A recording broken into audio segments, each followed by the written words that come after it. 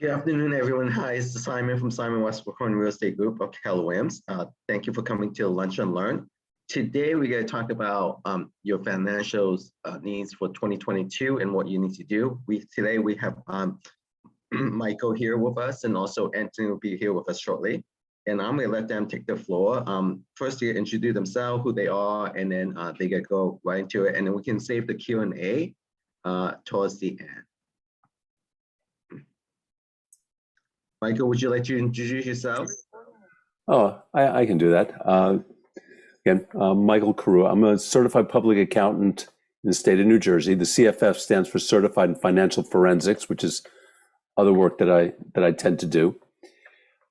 Been a partner at Levine, Jacobs and Company for longer than I can want to admit, and been practicing in this area since really the mid 70s. Our firm is geared towards small businesses and individuals we prepare several thousand tax returns a year. So we have a vague idea of what it is. We tell everybody that while we do a lot of other work, we really are a tax boutique. So all of our people, practice accordingly. So I could go on, but I'll just leave it at that. Thank you.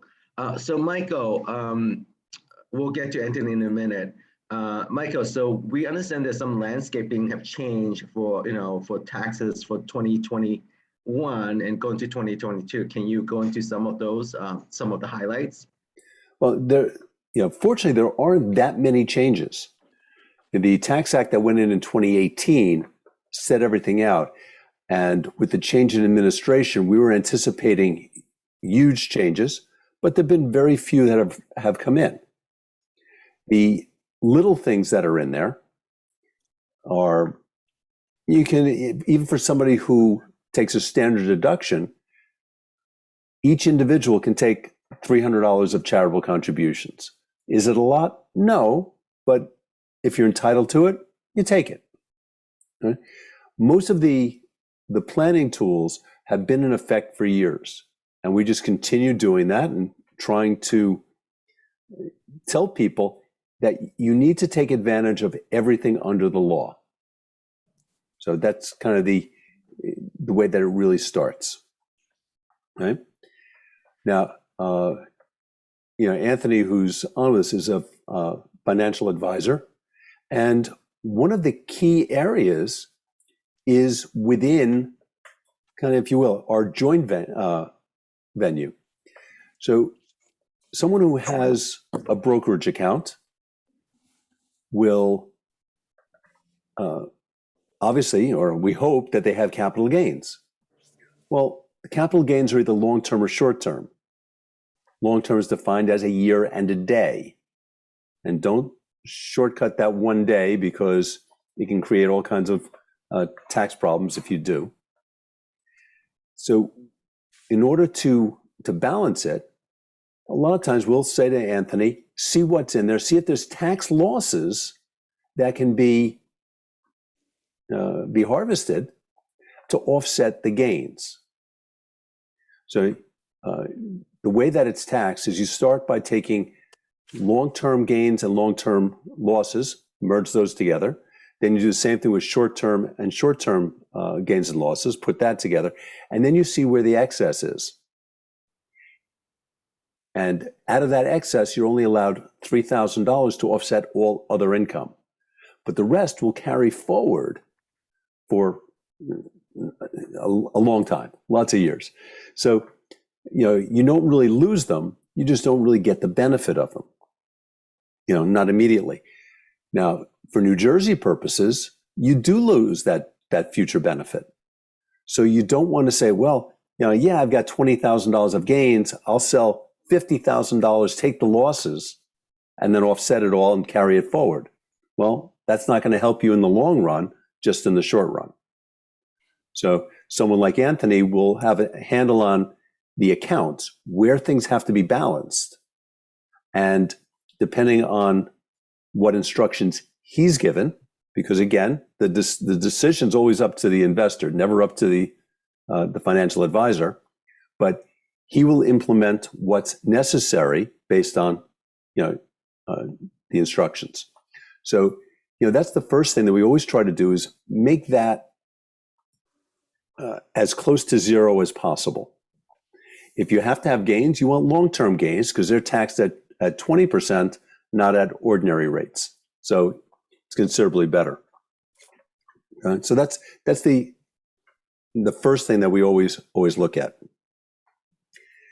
Now, you also have to realize that there are standard deductions or itemized deductions. Okay, the standard deduction for a single individual in 2021 will be $12,550. For joint, it's double that, or 25,1. So, as I said earlier, you can still take $300 per person as a charitable contribution, and you want to take advantage of it. But that has to be either paid by cash, check, or credit card. You can't say, well, I gave clothing to Salvation Army or Goodwill, and that counts. Not for that amount. Okay. Now, for realtors, and every realtor is their own boss, if you will.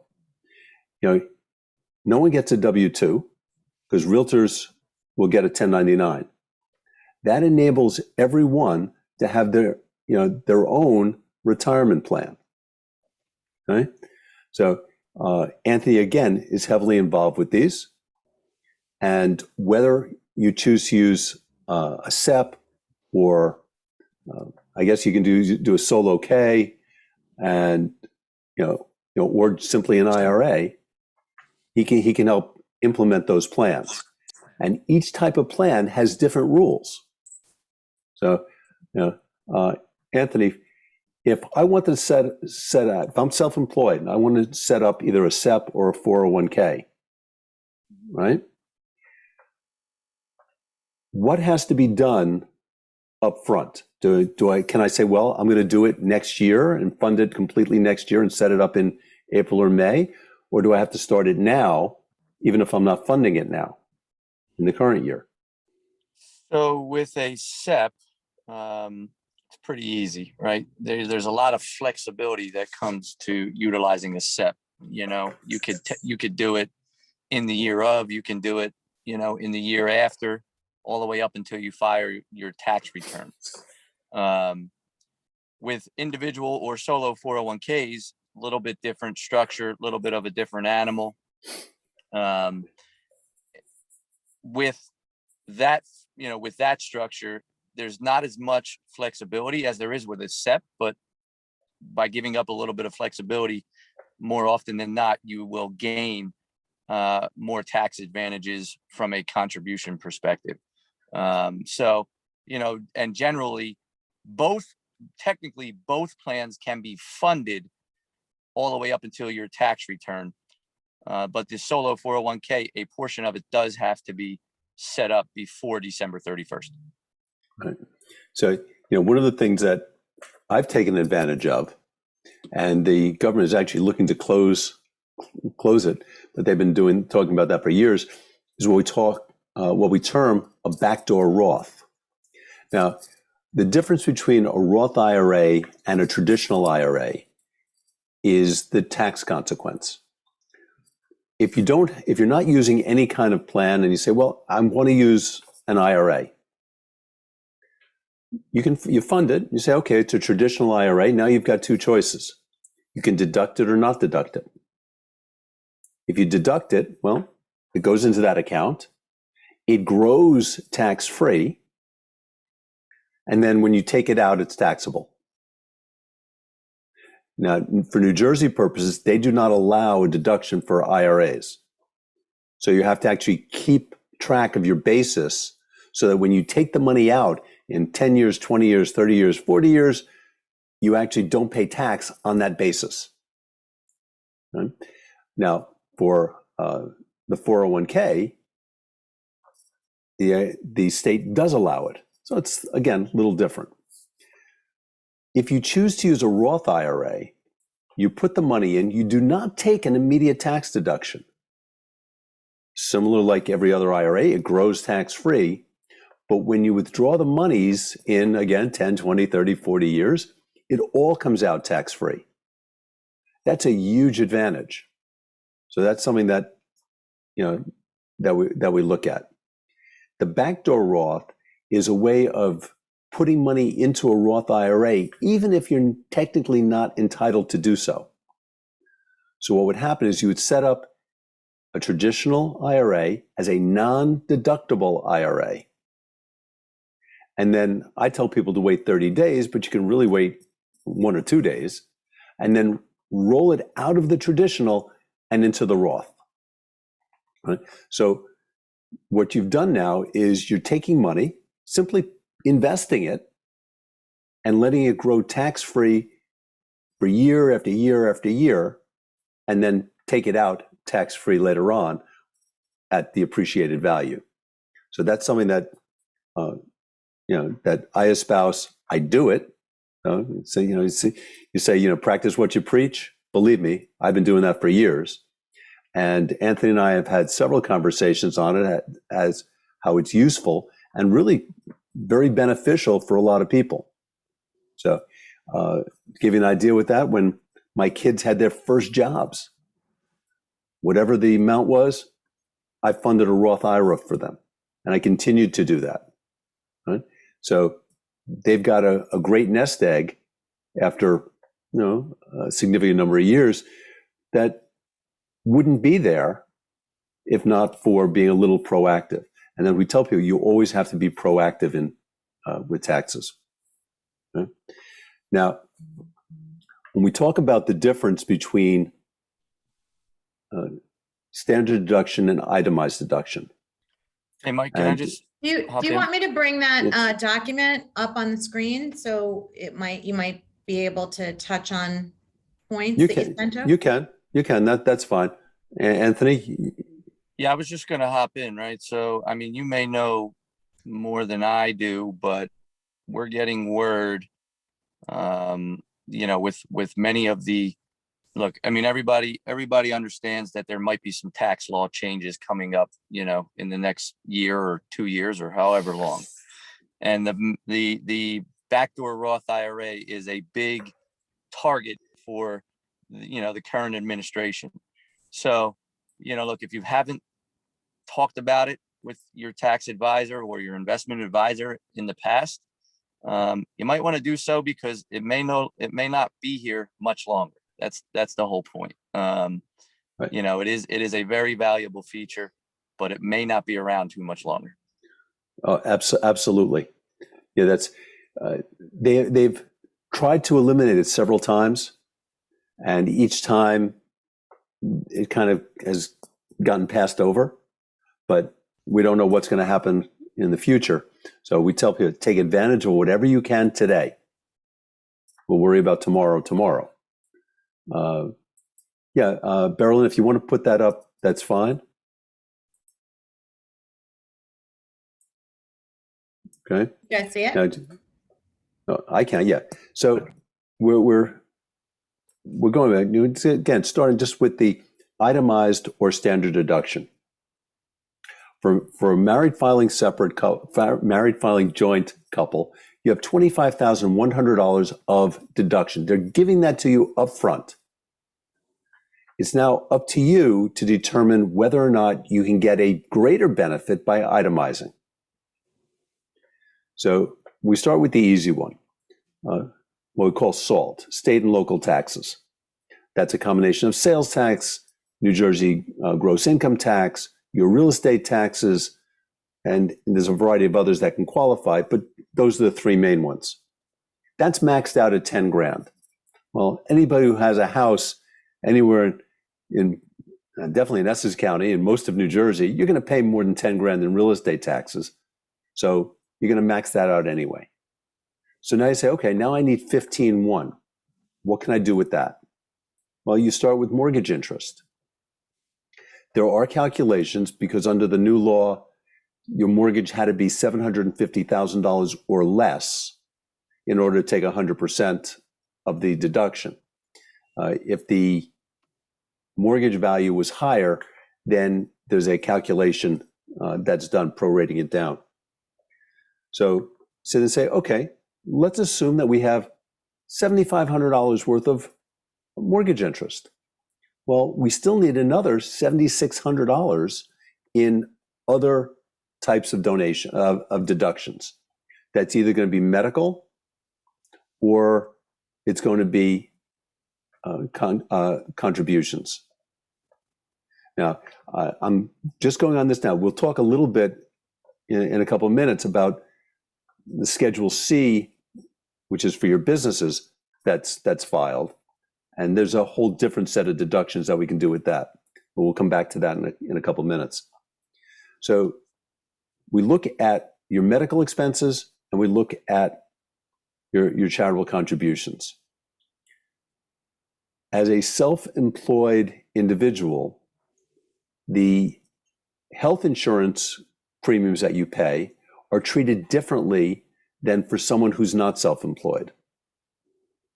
So ignoring that, you'd have to take all of your medical expenses, doctors, dentists, medical transportation, prescriptions, and the list goes on. But you have to deduct 7.5% of your adjusted gross income from that in order to deduct $1. So you're probably not going to get much. The other side is charitable contributions. And again, contributions can be cash, check, credit card, or if you will, property. Obviously, everybody knows how to write a check. You send your check off to your favorite charity. They send you back a letter sometimes, and you're done. Well, in order with that scenario, you'd have to have over $7,600 of charitable contributions to get that first dollar. And so you have to say, well, I typically give away about $5,000 a year. What do? Well, we tell you, bundle your charitable contributions into 1 year. So if you have a year where you say, well, I give away $5,000 a year, well, do that in every other year and double it.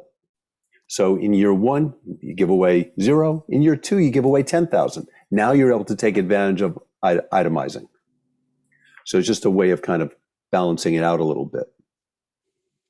And again, as I had mentioned, even if you do take a standard deduction, you can still take $300 per person as a charitable contribution. Okay? Now, just shifting over, because most realtors will say, well, what can I write off as a realtor? And the answer is anything that has to do with your business, any expense.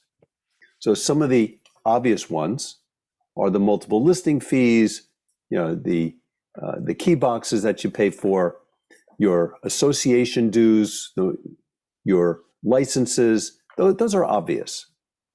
Well, any advertising that you do, you print business cards, you do anything, you put up signs outside the properties, anything like that counts. I know that most realtors will give a parting gift to the people who have just closed on their house. Well, all of those can be deductible. As far as your car is concerned, there are rules about what and how to deduct it. But if you own the car, there's one set of rules. If you lease it, it's similar but slightly different. But it's always factored based on the mileage that you do as compared to the entirety. So if you drive 20,000 miles a year and 10,000 is business, then you're only able to write off 50%. However, you can always write off parking and tolls in addition to that 50%. Now, one of the big areas, especially under the last few years with COVID, people say, I'm working from home. What can I deduct? Right? So, Simon, I'm just going to ask an easy question to you. Do you give office space and office desks to everyone who works for you? You're muted.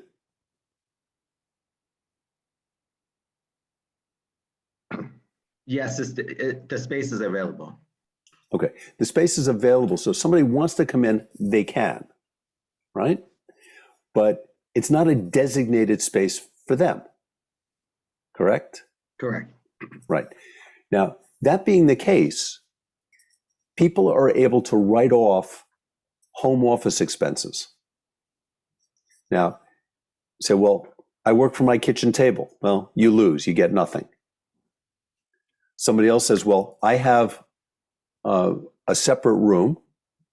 It's not big, it's only 10 by 10, but that's my office. Say, great, that 100 square feet is now deductible. So you would get a piece of your interest, you get a piece of your real estate taxes, your homeowner's insurance, the maintenance on your house, the utilities on your house, plus anything that goes on outside, landscaping, snow removal, etc. You get a little piece of it. If you decide to buy a new desk for your office, you get 100%. Same thing if you need a new computer, you can do that. I know that realtors are seldom on their phone, so it's natural that they need a phone. Well, every time you pay for the phone, that counts. Your phone bill, that counts. Okay? So it's kind of like anything that is somewhat related, you can put through. Right?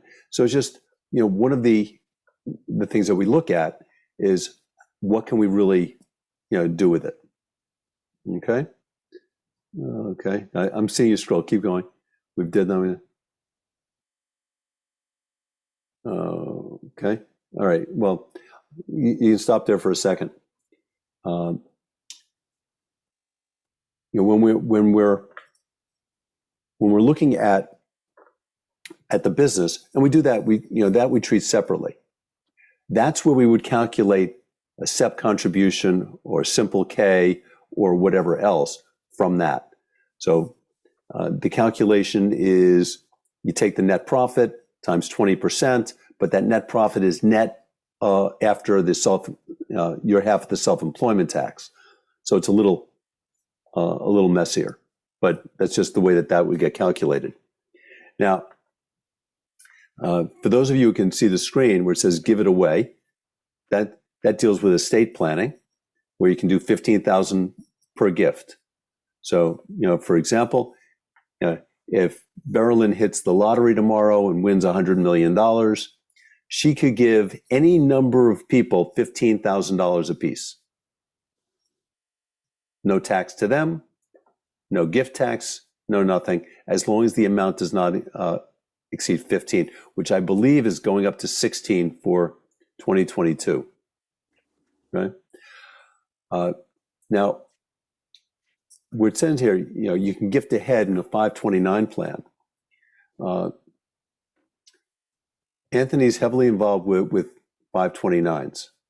These are college savings plans that will again grow tax-free. And when you take it out, as long as it's spent within those specific purposes for college tuition, room, board, books, a couple other things, it's again free. So it's a great planning tool. And for those who have really little children, you can set up a pretty good fund, right? It's also popular with grandparents, aunts, uncles. Anybody can set it up for some. And one of the nice things is the money is portable. So, taking an example from me, I had 529s for both my kids. Fortunately, I didn't have to use all the 529 money for my older one. At the same time, there was a significant drop in the market. I took that money, shifted it from one to the other. Oh, sorry. It's not that there was a shift in the market. What we had, as children get closer to college age, these funds become more conservative because the intent is not to reduce what you've already gotten. So once they hit about 16, 17, you'll see that the return on the investment goes down because they change the mix of investments. Okay? And that's designed to make sure that the money's there. So in my case, I didn't need it when my one daughter was at that point 18, my other one was 13. I transferred the money to her account. Now it became more active, less conservative investments, and off it went. So it was a better way to do it. So something else to consider. For 2022, New Jersey will actually have a deduction available for contributions into a 529 plan. So it's something new. There are income limitations on it, which makes sure that it's not available for anyone who earns, I think it's a 200,000 limit. Sound right? Yeah. So it's just another way of putting money away and seeing what can or can't be done. There's a variety of rules on the new law that was passed this past June, July, right? So just another way of putting money aside and seeing what we can or can't do with it. Okay, you can scroll down a little bit, Berlin. We spoke about the backdoor Roth. Okay. Oh, this one's so much fun. But for those who have children in different age ranges, the federal government decided that instead of taking these credits at the end, they're going to give you the money early. So a lot of people were getting checks for these advanced child tax credits. The problem is they're not free.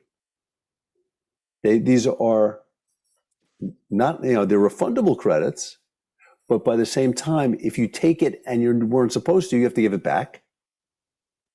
And if you get the credits in advance, once you put it on your tax return, it now will reduce any offset that you might have been anticipating using those credits. So it's a little messy. When they first sent these out in July, you could opt out. If you didn't opt out, you're kind of stuck. But when you do prepare your tax returns, make sure that the tax preparer knows whether you got these child tax credits. They create all kinds of issues. There are also this, premium tax credits, economic impact payments. There were some recovery rebate credits. All of these would come from the government in different ways. The applications are slightly different. The fulfillment is slightly different. But no matter what it is, you have to be sure that you have all the information. So for example, if you had an economic impact payment, you're going to get letter 6475 from the feds. If you were in a very low income bracket and you were using the marketplace, you may get form 1095A from the government. And it goes on. I think it's letter 6419 on the advanced tax credit and so on. But whatever you would get, you make sure that you don't lose it, because these are important. So now, just going a slightly, right, that's the same. That's the end of that same piece. So we don't need that anymore. Okay. Now, people often say to me, how do I prepare to have my taxes done? What I wind up doing, and I don't have one within reach, I go over to Staples, I get an accordion file that has 13 or 15 different pockets in it. And every time I get something, it goes into one of these pockets. So the first one might be W-2, the second one You have different 1099s for bank interest or stock interest, maybe for 1099s from brokerage accounts, K1s if I own interest in whatever other partnerships or S corps, and then all the different deductions. So if I have letters that I've received for charitable contributions, that goes in one. Medical expenses goes into another. And that may be collected all year long, but whatever, it's there. Same thing for mortgage interest or real estate taxes. And by putting it in there, now it's easy. And I have it. Now, again, obviously, I'm my own tax preparer, but for someone who's not, it's an easy way of taking it, handing it to the preparer, and now you've saved them time. And, in this world, we all know time is money. And especially when you're dealing with professionals, whether it's somebody like me or an attorney, they are charging you based on the time that you're spending. So what you want to do is make it as simple as possible. Provide as much information that's there.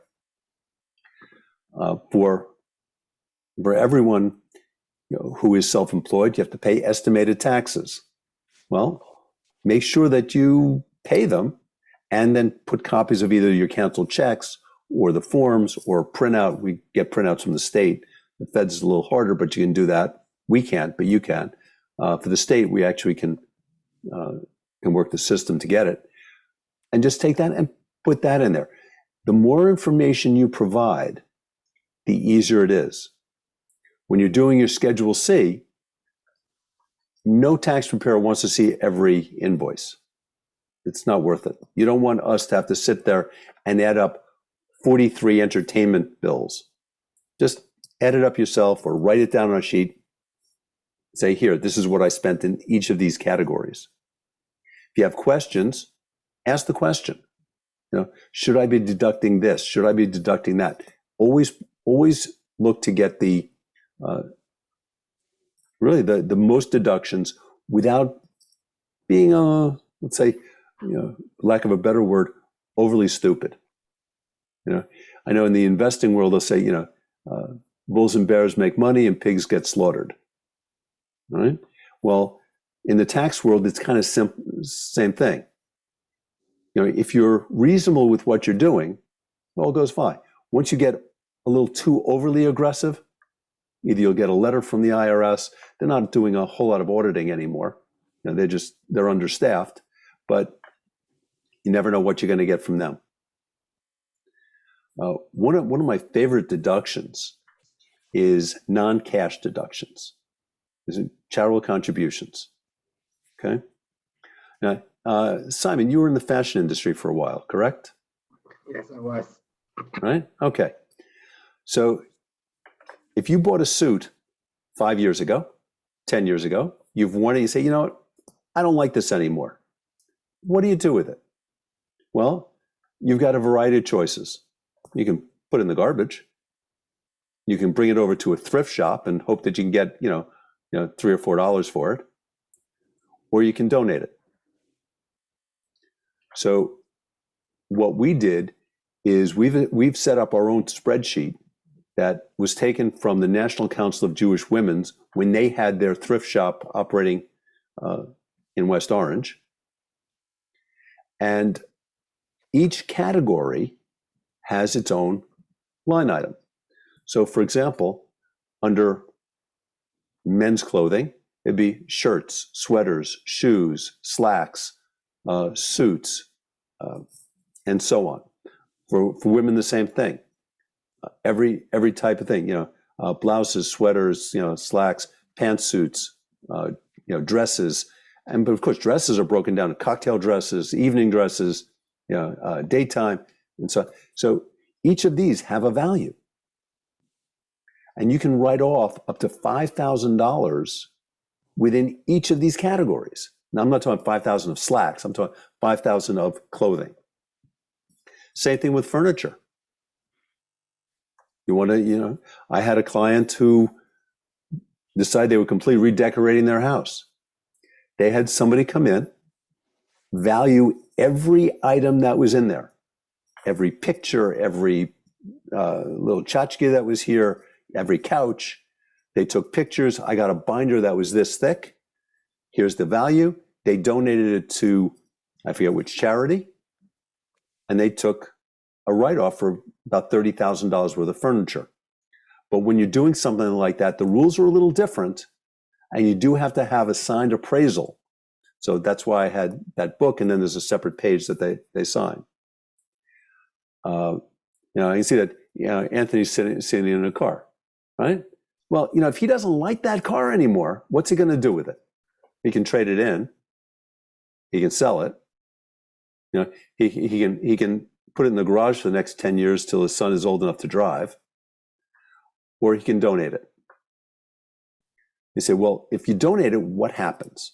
Well, there's two different ways you donate it. You pick up the phone and you see some of the companies that advertise like Cars for Kids. They take the car, they sell it. Whatever they sell it for, that's the deduction you get. You say, well, wait a second. They sold it for $500 because, but the car's worth $4,000. I lost. What do you do with it? Well, you have to find an organization that will use it within its purpose. My favorite is the fire department. You say, why would the fire department want an old car? They tear these things up using the jaws of life, doing other drills, which destroy the car, but enables their personnel to have different kind of training. When you do that, you get fair market value for the vehicle as a deduction. So if it's a car, it's only, again, worth only $3,000-$4,000. It's a lot better than getting the $500 deduction that you're going to get, or trying to go through the hassle of selling it, which nobody really likes to do that. You put a sign in the window, here, buy my car, and then you get 43 phone calls and nobody's really interested. All they want to do is take a car for $100. So it's just another way of doing it. And again, I have done this before. It does work, and the deduction's a lot higher. The one caveat is not every municipality will take the cars. Some already have agreements with some of the body shops that when they get a car that's pretty much unfixable, they take it and kind of goes that way. But it's just a great advantage to doing it. So I think we still have a little bit of time. Any questions? Either for me or for Anthony? Yeah. So before we ask the question, Anthony, do you want to add anything else onto what Mike will have talked about? Mike certainly has gone into a heck of a lot more detail from the tax perspective than we can. But the nice thing is that him and I work in conjunction and hand in hand. So and it's very reciprocal. So when it comes to working with clients, when it comes to coming up with ideas and strategies and being creative, the relationship that him and I have make it that much more powerful. So that handout that Marilyn was sharing across the screen, we'd be happy to send that out if anybody would like to see it.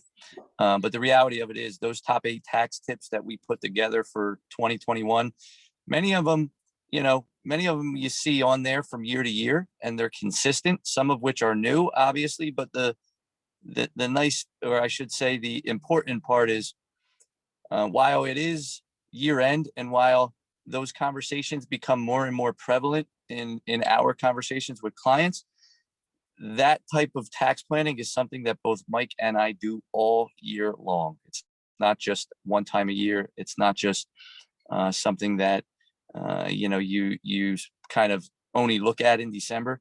These are conversations that should be had with your financial and your tax advisor on a consistent year-long basis. And Anthony, we didn't get to introduce you earlier, so you want to talk about who you are? Yeah, absolutely. Apologize. I was, a few technical difficulties, but nonetheless, look, I'm a certified financial planner with Beacon Wealth Management. I'm a founding partner of the firm. We've been around for a little over 15 plus years now. And we really specialize in developing lifetime retirement income for, for individuals, business owners, high net worth, clients, and, individuals that work in both, the real estate and the entertainment industries. I mean, that's our niche. That's where the majority of our clients are. And look, what separates us and why we might be a little bit different than others is really, a couple different things. We are a high touch firm. We develop very good relationships with our clients. But we take a different approach to managing money that a lot of other firms out there may or may not take. Number one, we focus on downside risk before anything else. Clients are okay if they don't necessarily make as much money as the next guy, but they're really not okay if they lose money. And we truly understand that. So, and I think that's truly what separates us apart, and last but not least, we're fully independent. I do not work for any one particular company. I do not work for, I'm not paid from any one particular company. And frankly, I don't get my health insurance or my benefits from any one particular company. So I sit on the same side of the table as my clients. I have a vested interest in their success. And when they, if they're not doing well, that means we're not doing well. So, our interests are aligned. That sounds great. So before people ask question or put question in the chat box, can you guys both put your information in there so they can know how to get in touch with you, and your email address and your phone number would be great. So while you guys do that, I have a question. I don't know if this was covered. Anthony, can you talk about what's the maximum amount that you can put aside for a SEP IRA? So for a SEP IRA for 2021, the most that anybody can put into the plan, if they're under the age of 50, is going to be $57,000. Okay. If you're over the age of 50, you get an additional $6,000 catch up. Okay. That assumes that we have net revenue, net income greater than, I believe, $290,000 for the year. Okay. If your revenue or your net revenue, net income is not greater than that number, then individuals would absolutely it would be more advantageous to look at a individual or solo 401k. You'll get more money into the plan for less net revenue. So what does that mean? More savings, less tax. Anything over that, call it $300,000, it's indifferent. You can go, in any which direction, any which, plan, whether it's a SEP, individual 401k, doesn't matter. You still get the same deduction across the board. The other thing the only other thing I will add, if the thought was if the individual wanted to put more money away and they just didn't feel like, call it $60,000 was enough. There are other types of vehicles, other types of plans out there that can get substantially more money away. Which means substantially more contributions or substantially more tax deductions across the board. Thank you. And then the next question to Michael is that, I don't know, I was kind of got disconnected for a second. I'm not sure you covered this. What about, when someone who have kids, is any deduction, any changes on the deductions per child? No, again, the changes all really, there's no deductions anymore. It's now done through the child tax credits. And what would that be, the child tax credit? Someone who doesn't know that. It varies based on your income, is the whole thing. It used to be a flat $2,000 per kid, and now it's actually can be higher, but there's a phase out depending on what your income level is, and it phases out eventually to zero. Okay. Right? New Jersey, on the other hand, does give a deduction, but it's only $1,500 a kid. And there's no maximum amount, right? Well, there's no maximum amount of children you can have, so no. Yeah. Okay. Although in certain circumstances, we tell people that you should stop. Right, exactly. And then Anthony, go back to you about 529 plan for college plan. It said that $75,000. Is that up to per year, or is that the whole time you can put into it? So that is what they will allow you to front load, right? So if you put 70, so in a single individual has the ability to put in $75,000 a year per beneficiary, right? So if you have two beneficiaries or two children, that number obviously is more than $75,000. It would be double. If the individual that's putting the money in is married, well, guess what? $75,000 becomes $150,000 because you can give away that front load or front load 5 years of contributions for each parent or each grandparent or whomever, right? So, but if you were to do that, the IRS does say that you are restricted from that particular individual is restricted from putting money into the plan for the next 5 years. Now, there are some workarounds. Obviously, Mike and I can talk about them. There are ways to get that money into the plan, but it may or may not be necessary. I mean, if you really think about it, if somebody were to put a married couple were to put 150 grand into a 529 plan in 1 year when their child is born, or even shortly after, that's a lot of time for that money to grow. And so you arguably, if you have a good year in the real estate market, or your business has a great year, whatever business that you may be in, and you have the ability or the cash flow to do that, you might have just taken care of college from day one. Now, there's one other interesting thing with education costs. A grandparent can pay the college tuition for a grandchild, and it's not deemed to be a gift. So it's just another way of moving money from one generation to another at absolutely no detriment at all, other than the grandparents spending the money. But for people who can afford it, it's a great way to do it. I have a question still about the 529. So you indicated before that you didn't need to use all of it for one child, and then you transferred it to another. So my questions are twofold. Is that transfer also a part of the $75,000 cap, and does it become a deduction? And also, what happens at the end when all your kids have gone through college and there's 529 money left? What do you do? Okay, well, let's start with the easy. All the time. We all say the first thing is when we say that the money is movable or portable. Okay? That's a different topic than what you can contribute. The contribution is limited to, again, $15,000 per year as a non-gift taxable event, or $75,000 front loaded. Okay, so I sit there and I say, okay, I put $75,000 in for this kid. I put in $75,000 for this kid. I put $75,000 for this kid. I'm done for 5 years with a tax-free gift. Okay, any more that I want to put in there, I can do it, but I have to declare it and use part of my lifetime exclusion.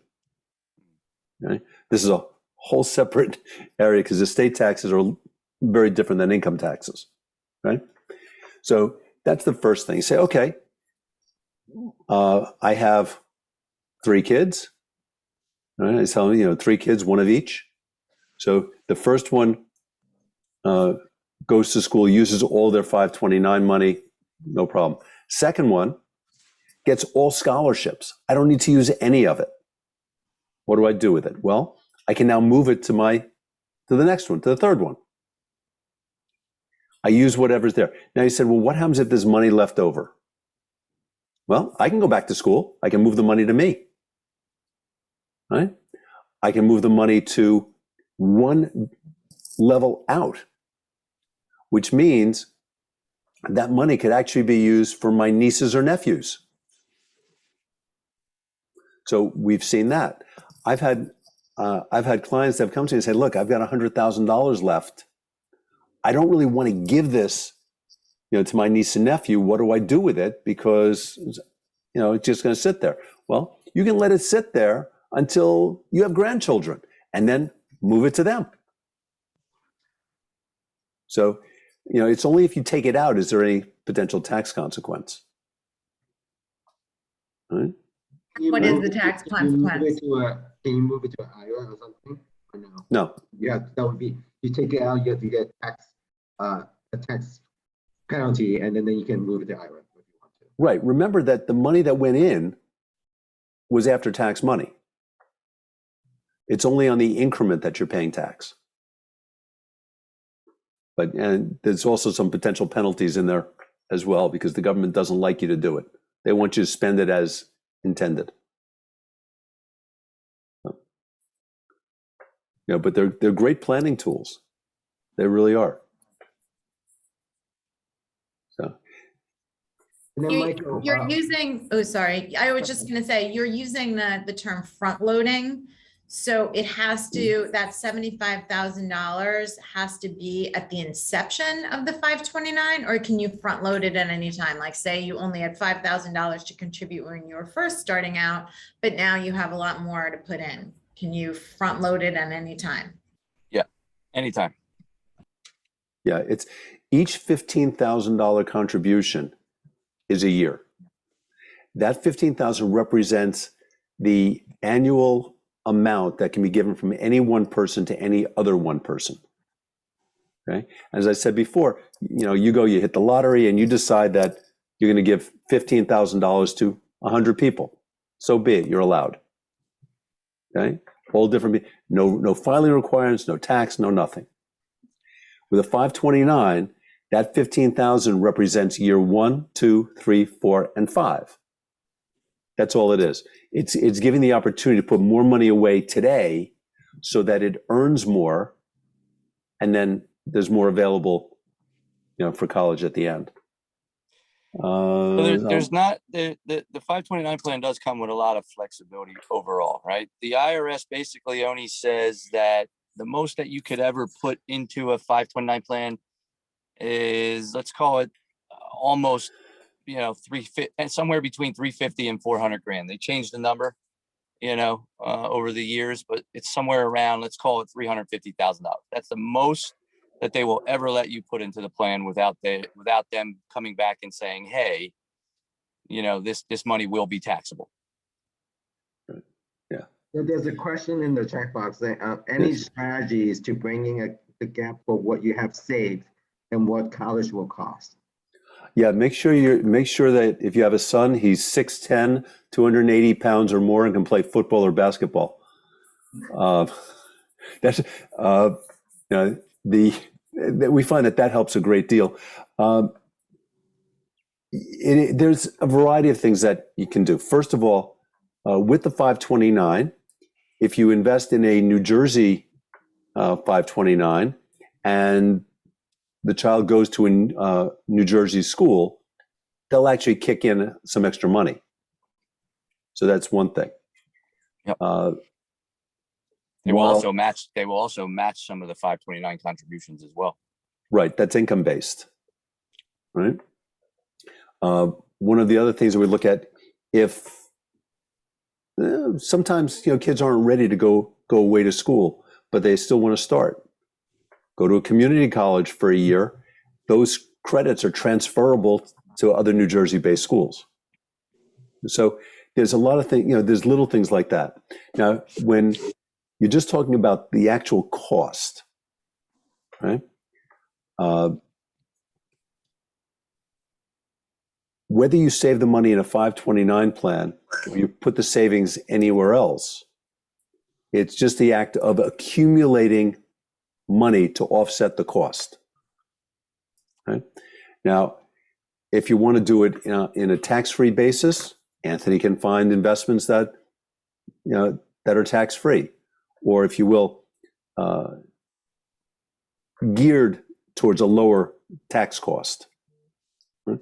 But other than the 529, there's really not too many that are out there. I think you still use Cloverdales? You see those? Yeah, not very I mean, much. not very much. Yeah, not very common. That was just another type of college plan. But the idea is really to maximize that. Now, it's again, if you have extra money and you say, well, gee, I want to put more into the 529, but I don't want to use my lifetime exclusion. What else can I do?